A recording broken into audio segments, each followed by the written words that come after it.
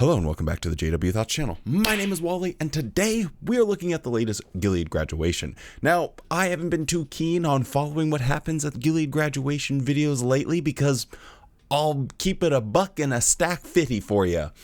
I think they're pretty boring, but this one is featuring two governing body members giving the talks and a little segment that I do find a little bit interesting, and that is the inside story or whatever the heck they call it. So anyway, I thought we would give this one a watch and see what it has to teach us about the Jehovah's Witness religion. Quickly, before we get into it, I just wanted to make you guys aware of a legal situation that a very well-known apostate, Mark O'Donnell, is going through. If you don't know Mark O'Donnell, he is the premier eagle-eyed watchdog of Watchtower, and he makes sure and follows all cases involving CSA.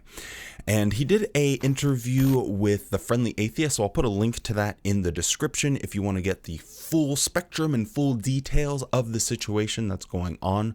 But he did set up a GoFundMe to help him fight this legal battle because he is being sued by Watchtower. And being sued by Watchtower is no joke, because as you guys know, them pockets run deep. And so if you'd like to or are in a position to be able to help Mark with his legal fund, there is a GoFundMe. I talked to Mark. This is legitimate. There's not some type of scam or hoodwinking or anything going on here, so it's all good to go. But yeah, a link to that will be in the description. So if you have a few extra coins laying around, some spare rupees, and you care about the extra Jehovah's Witness community, if you care about Watchtower being held accountable for their actions, in particular with the protection of children, this is something that is extremely important. So that's all I got. That was a little bit different than the normal intro, but with all of that being said, let's do this.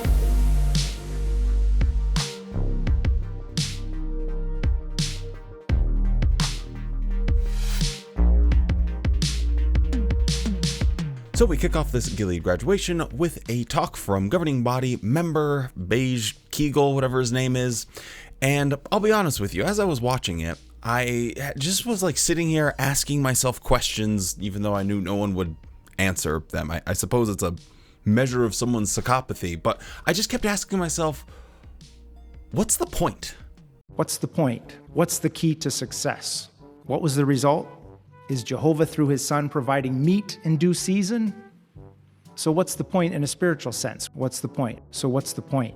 And then it became readily apparent that the point of this wasn't to make me laugh, because the old aged Schmeagle here, he fancies himself as a bit of a jokester, as a little bit of a goof whenever he comes on a broadcast, or he does a annual meeting talk. He's always got a lot of jokes, but they don't really land. Gilead withdrawal, in a sense. Maybe during Gilead school, you were hungry as a bear.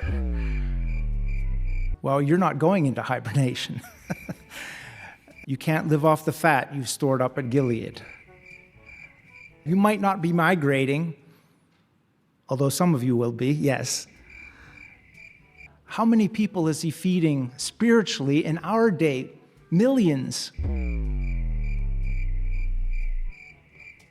Oh, brother, this guy stinks! But then after all of that, I watched this like 5 times because it's hard to miss on the very first one. So I had to get my old Inspector Clouseau. Inspector Clouseau didn't have a microscope. What am I thinking of? It's like old Sherlock Holmes type vibes. My old magnifying glass, and I was really had to examine this talk thoroughly. And when I did, the doors finally opened up. The scales fell from my eyes. My third eye opened up, and I was finally able to see what the point of this was. And it was to make sure I'm taking care of my caloric intake. Stay hungry, stay hungry. Hunger for those who are hungry for spiritual food, a spiritual feeding program like no other. Stay hungry. Devouring food, eating it up spiritually. Stay hungry. Stay hungry. And so that's true of you as well. Stay hungry. Stay hungry. Stay hungry. Stay hungry. Stay hungry. Stay hungry. Stay hungry. I promise I did not use the same one twice. He literally just kept saying that over and over again. This whole talk is basically talking about consuming spiritual food. it was pretty boring. He just talked about consuming spiritual food and staying hungry there, pal. Even after you leave Gilead, just keep on consuming spiritual food. And then he kind of short circuits for a little bit, and he starts reading off a bunch of statistics about jw.org. Over 330 morning worship programs, over 10 years of broadcasts. That's more than 120 hours of spiritual food. 3 complete years of regional conventions from 20 to 2022. We can watch them again if we choose. That's just some of the video content, not to mention audio, including music. And what about written publications? Well, the Watchtower magazines go back to 1950. The Awake magazines go back to 1970. 1,815 Watchtower magazines are available. 1,011 Awake magazines are available just in JW Library. I guess he was trying to feel better about what they actually produce as far as content and study material, because it's going downhill. So, hey, let's just pretend that, even though all of this old light is really not applicable anymore, just keep on going and studying all that old stuff. Anyway, so that was the opening talk. Kind of a head scratcher, kind of boring. So let's move right along to our favorite segment of the Inside Story. So contestant number 1 hops on the mic, talks about preaching in the Amazon region. They play a little video talking about all the wonderful growth that they're experiencing in the SKE schools and people getting sent to the Amazon region, and they're building kingdom halls, making circuits, all sorts of growth and action. Cool. People with very little exposure, maybe to the outside world, seeing someone approach them with a tablet and technology perhaps they've never seen before, preaching a message of hope. I don't know. Historically, looking at Christianity's growth, it's kind of a straight line. Go to a region that's maybe poorer than you and recruit people from there. I mean, if you're trying to, get your wieners out and measure who's his biggest, then I would look at someone like the Catholic Church. Their sort of preaching campaign was infinitely more effective at gaining members. Look at the Mormons. They're gaining more members. The Seventh-day Adventists, they're doing a more effective job at growing their religion. So this doesn't seem terribly impressive to me, but they sure seem excited about it. Anyway, next. Wow, why did I start with next? On to the next one. So contestants 2 and 3 show up to the Thunderdome here. The first guy, he grows up in Canada. He's 15 years old. His dad packs up their wagon and moves the family to Honduras to start preaching the good word of Jesus Christ. She grows up in England, Ireland, can't remember, already forgot the timeline, doesn't really matter. But then she has an opportunity to go preach where the need is greater. And it's in Honduras where this guy is. So the 2 redheads are able to get together, and bada bing, bada boom, within a year, they are married. A special pioneer who had red hair picked me up in a boat, and this was him. We were married within the year. Common thing among the Jehovah's Witnesses, so no surprises there. Then they're going to show a little video, which is mostly unremarkable. There is a little section where they talk about one of the ways in which they go about their preaching, which kind of solidifies my suspicion that this is just showing people technology and in their own language, and because of that, they're kind of drawn towards this cult. We also have the use of jw.org, and their faces shine when they are shown a video in their language. They are completely amazed and very happy that we have made videos in their language. And if you're thinking I'm going a little bit too fast when I'm covering all of this, I assure you not, because the only thing that you're missing is quick little scenes like this. Thank you so much for that. It's amazing to see the work that's just the variety of places and the work that's being done there. I noticed there's a lot of water. A lot of beaches. Do you swim there? Yes, on the island where we were, pretty much every week we would spend a nice day at the beach enjoying the water, snorkeling. Crystal clear, beautiful. Miss it. Crystal clear. A lot of water in the Amazon region. Do you swim there? Yes. But it's not crystal and clear all the time. And sometimes we have crocodiles and piranhas. We need to look. Hey, what kind of water is that? It's Pinnacle water. Yep, talking about water. Now our final contestants take the stage, and more of the same thing. Honestly, not a whole lot significant. They talk to him for a little bit. They go and they play a video showing what's going on in the Philippines, even though these people are from Brazil. They actually know the first guy that they interviewed.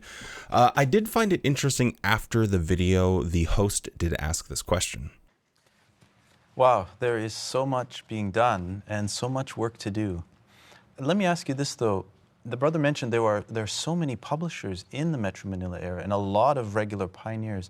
Even with so many publishers there, is there still a need? Yeah, still a need. Yeah, it's actually one of the regions in the country that there is a growth in publishers.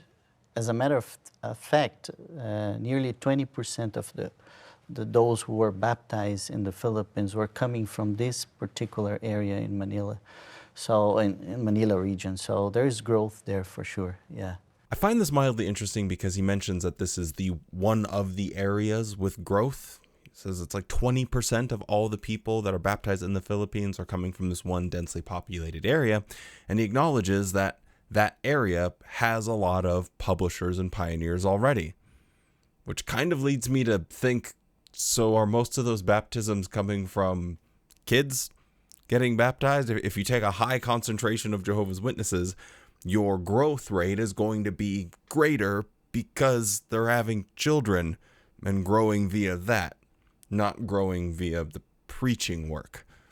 Maybe I'm completely off the rocker here. Maybe this new lighting. What do you guys think of the new lighting setup, by the way? Maybe the lights are a little bit too bright and zapping my neurons. Who really knows? Anyway, let's move right along past this this times. I don't even know what I'm saying anymore. Inside Story, I gotta be honest, it's one of the worst ones that they've ever had. But now we get to listen to governing body member Mark Sanderson give these loyal Gilead graduates the old... Go get him, Tiger. It is as high as the heavens. It fills the earth. It is extended to 1,000 generations, and it endures forever. What is it? These nuts. Got him! Got him! It is one of Jehovah's most beautiful qualities, his loyal love. So Elmer Fudd comes out and talks about loyal love, and instead of quoting scripture, he just quotes Watchtower references over and over and over and then over again. Well, one of our publications says this. The glossary of Bible terms in the New World Translation says this. Another reference says this. But perhaps the best reference that I found. They changed the Bible. Instead of saying loving kindness, they changed that to loyal love. I'm pretty sure it's because the Watchtower doesn't show kindness. They don't do acts of kindness to people, but they just want people to remain loyal. It's all about loyalty and obedience and not really doing anything for other people. So, hey, just my little hypothesis there, but what are you going to do about it? Anyway, so he goes and talks about loyal love, and then he tells this self-congratulatory story about one time when he texted someone. And never underestimate the power of a simple act of loyal love. You know, one day I suddenly began to think about a couple who had helped us so much during the court cases in Moscow. I decided to just send them a brief text message just to see how they were doing, to check on them, let them know I was thinking about them. And just a few minutes later, a text came back. Brother Mark, we can't believe you wrote to us right now. We were both on our knees praying to Jehovah, begging him for some encouragement, when suddenly we heard ding on our phone. Prove yourselves to be like your Heavenly Father by demonstrating loyal love to all of the people that have loved you and who have helped you to be sitting in these front rows of this auditorium today. So after he regales everyone with a story of him being a miracle worker and providing that comfort at the right time, I guess Jesus was working through him, he says one of the most insane, crazy, curious things that I've ever heard a governing body member say. And I just don't even really know what to think about it. So a bit of a longer clip, but buckle up because this one is wild. You see, as imperfect humans, we may be very quick to form a bond with people that we feel a connection with, people who have similar abilities, similar talents, similar interests. If you work in the service department, you're drawn to the circuit overseers, the missionaries, the special pioneers, the desk men. They're all wonderful. If you're a translator, oh, you love the translators. That brother helped to translate the Bible. My, right? So you just love them, can't get enough of them. If you work in the legal department, you even love the lawyers. Oh, sorry, we all love the lawyers. Sorry, we love you all. And so on, and so on. You see, we all love those wonderful, capable people that we easily admire and look up to. But here's a question. What about all the faithful people? What about all the faithful servants of Jehovah that we just don't have that immediate connection with? Let me be far more clear. What about all the faithful people that are just plain annoying? You know who you are.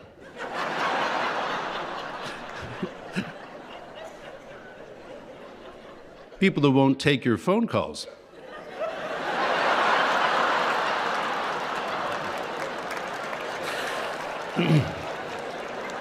Well, what are we going to do with all of those people? Well, we have an answer because, just to be quite frank with you, the Bible is filled with annoying people. Now, we all love Abraham, right? We all love Abraham. But now, if you go to Genesis chapter 18, we're not going to read all of this, but I'm just going to remind you of this account that you know well. Genesis 18. So it's always uncomfortable when you're in a room full of people and someone says something to address or call out someone else in the room, but everyone's present. I feel like that's what we just witnessed here. He's got a bone to pick with someone. He's got a beef with someone. Maybe it's someone off stage. He looks over at them. They won't take my phone calls. And nervous laughter ensues. Even when he says, you know, there are some people, faithful people, that are just annoying. Listen to the noise the crowd makes. What about all the faithful people that are just plain annoying? This weird little doughball decides that he wants to complain. Now, I'm going to be honest with you. It's really weird that he's complaining. He is the organization. He is Jehovah to normal Jehovah's Witnesses. He is the mouthpiece. He gets to spend the money. He is in complete total control of the organization. And because of that position, shut up. Just shut your face.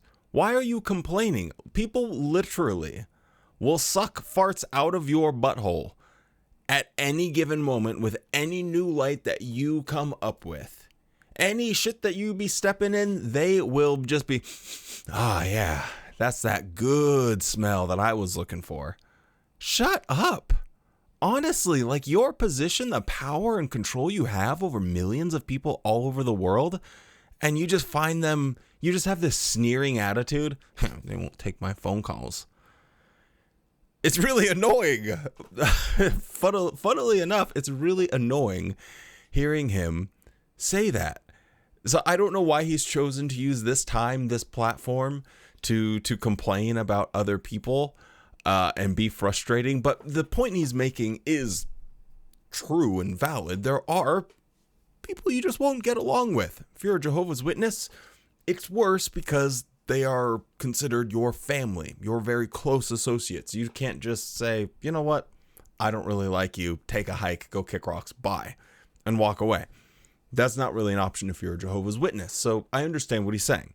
There are some people you don't get along with, but you're forced to work with them. And that can be very frustrating. That is true. But that's something that regular Jehovah's Witnesses can complain about. That's something that ordinary Jehovah's Witness can talk amongst themselves with. You standing at the top of the organization can't punch down and be berating other people for not living up to the standards that you set for them. they're accountable to you and the rules that you come up with. If you decide that, you know what, no one is going to have a goatee tomorrow, everyone that has a goatee would have to shave it because you decided. When you told people that, nope, can't grow facial hair. No, can't have any of that. Looking like a hippie from the 70s. No one will be able to take you seriously, let alone God. Can't have it. Everyone listened and followed you, even if it meant getting kicked out of the kicking some people out of the congregation because they refused to listen to the rules that you come up with. So in this little sphere, this little world that you've created for yourself, where you are a little demigod, it just is very strange to hear you talk about people that you find annoying. And we go down here and we hear Abraham praying to Jehovah. It begins about verse 24. And Abraham begins to go into this thing with Jehovah. Jehovah, what if there's 50? See? What if there's 45? What if there's 40? What if there's 30? What if there's 20? What if there's 10? That's annoying. It's just annoying. Sorry. But now, what did Jehovah do with that man who was a bit annoying? He loved him. He loved him. He loyally stuck by him. And although Abraham had been dead for more than 1,000 years, he continued to call him Abraham, my friend. That's real loyal love. What about Peter? Peter could be very annoying. That is annoying. That is annoying. But it doesn't end there. Of course, Peter went on to deny Jesus 3 times. That's annoying. But what did Jesus do with that man who could be so annoying? He gave him the keys of the kingdom. He entrusted him with great responsibility. He showed true loyal love to that annoying man. So what's the point? As you work as overseers and you deal with your brothers and sisters, even the annoying ones, remember the principle, the simple principle that Jesus stated at Luke chapter 6. Will you read it with me? So demonstrate loyal love, not just to those who you feel that immediate connection with, but to all the faithful ones that you will oversee and care for. Work to form a bond of love, even with the annoying ones. I didn't mention this when we were eating it the first time, so we're going to have to open up the Tupperware and go in for seconds. He is directing this counsel specifically to overseers, because if you are a graduate of Gilead, they're going to put you as like a branch overseer now. It used to be they would put you as a field mission. Wow, I can't even talk today. Minister, a field missionary, but instead now they use the Gilead school in order to fill in new roles, replace people on branch committees around the world. So he's giving this counsel specifically to those that are going to be at that very upper echelon of all of the Jehovah's Witnesses around the world. And you can hear by what he's saying, like there's going to be people that you're overseeing. You are an overseer looking down on everyone. And a lot of them are going to be very annoying to you. But he's not just giving this counsel to them privately. He's doing it in this public space, knowing it's going to be recorded and shown to Jehovah's Witnesses around the world. It just keeps getting stranger. So he's telling me, yeah, I know, all of those little bitchy, annoying Jehovah's Witnesses are going to just be yapping and nagging you, but just remember, be like God, be like Jesus, be like me, honestly. I have to deal with all the annoying versions of you, so, there's going to be people under you. So you just have to learn to put up with them. I just find it like really insulting because the Jehovah's Witness organization takes away so much out of people's life. It takes away their opportunities to further their career, their education. It takes away their opportunities for financial stability. It takes away their ability to have loving family. Oftentimes for people, they remain single because they're a Jehovah's Witness, so it can take away their relationship. It takes away so much time. For these people, it's their whole life. Their whole life is nothing but preaching, and now it's orchestrating what happens at a Bethel or branch office somewhere around the world. So it takes so much from them. And then for people to be dedicating their life to this organization, then to hear this little feedback loop of, man, I give everything to you guys. I give my money, my time, my kids. You know, I would sacrifice my child if they needed a blood transfusion. I wouldn't do it. I would let my child die for you, Mark. And then to have him say, oh God, these guys are so annoying. It really bothers me for some reason. Now to finish this video off, we're going to hear from one of the graduating students of the Gilead School, and they have drafted this letter and have directed it to the governing body. So let's hear the sentiments of Gilead graduates and what they have to say about the governing body. You might want to sit down for this one. To the governing body. Over the past 5 months, we have seen our grand instructor with our own eyes. We journeyed through his word, and now our hearts are overflowing with love, gratitude, and trust in him. When we began our Gilead training, we often viewed scriptures as individual puzzle pieces selected and applied to certain situations. Now we have experienced how these pieces come together to reveal a unified and complete mosaic of Bible truth. We thank you for the undeserved privilege to dig deep into and immerse ourselves in God's Word. We appreciate the time and energy that you shared with our class. We benefited not only from the lectures, but also the attention you dedicated to us afterwards. We have been strengthened and encouraged by your humility and how you have cultivated the mind of Christ. Your deep love and respect for Jehovah's Word motivates us to continue to build our own appreciation. Your self-sacrificing spirit encourages us to imitate your example. We are thankful that Jehovah uses you as a means to instruct us about the good way in which we should walk. I have my own letter to the governing body that I would like to add into this. I don't know if they could hear me, but maybe they have smell-o-vision. That's insane. To say that through you, we have basically feel like we've seen the face of God. To the governing body. Over the past 5 months, we have seen our grand instructor with our own eyes. What? That is a crazy way to open up a letter to the governing body. Man, through you, it feels like we've seen the face of God himself. And because of the instruction and the interpretation of the Bible that you give us, you show us the truth. And all of these people are just sitting there like, man, it's a scary thing, this organization, the direction that it's going as they continue to replace the branch office people that have been there for a long time, maybe that have been serving in those capacities for decades, with this new younger group of people that has gone through this Gilead training, and this Gilead training has really prepared them and got them ready to be able to follow and be loyal to the organization and all of their chicanery. It's really nerve-wracking. It's really scary that people can be this delusional where they're writing a letter and saying, wow, thank you for the governing body. It's like we have seen the face of God by being instructed by you. Thank you so much.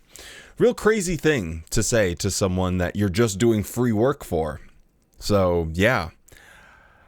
What an interesting Gilead graduation this was. And my camera has died.